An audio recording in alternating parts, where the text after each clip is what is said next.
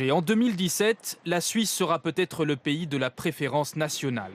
Le projet de loi présenté hier par le gouvernement helvétique promet en effet d'instaurer pour ces travailleurs étrangers un contingent annuel, comprenait un quota, y compris pour les habitants transfrontaliers, mais aussi de rendre obligatoire un permis de travail au-delà de 4 mois de séjour. Des idées approuvées à 50,1% par référendum il y a un an par le peuple suisse. À l'origine de ces propositions, le parti de la droite populiste, qui à grand renfort de slogans chocs, entend lutter contre l'immigration de masse. On nous dit qu'on a besoin des travailleurs étrangers, oui, mais dans quelle proportion? Est-ce qu'on doit vraiment subir une totale liberté de circulation et envoyer des milliers de personnes, des Suisses, au chômage, sacrifier des générations? En Suisse, entre 20 et 25% de la population est étrangère. Une proportion qui ne cesse d'augmenter d'année en année.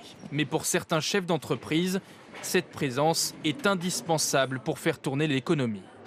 Les Suisses sont très compétents, mais l'énorme problématique, c'est que la masse de travail est telle en Suisse, il y a un tel dynamisme de l'économie que nous n'avons pas assez de main-d'œuvre qualifiée. Donc on est obligé d'aller la recruter ailleurs. Dans ses bureaux, Claude Devillard emploie une cinquantaine de Français, quelque peu abasourdis par ce projet de loi. Pour nous qui sommes déjà sur place, on n'est pas inquiets, forcément. Mais c'est vrai que pour les jeunes qui veulent venir s'installer dans la région ou venir travailler en Suisse, pour eux, ça va être beaucoup plus difficile. Le gouvernement suisse entend par ailleurs renégocier avec l'Europe l'accord de libre circulation signé en 2004 et à l'origine de l'afflux massif des travailleurs étrangers.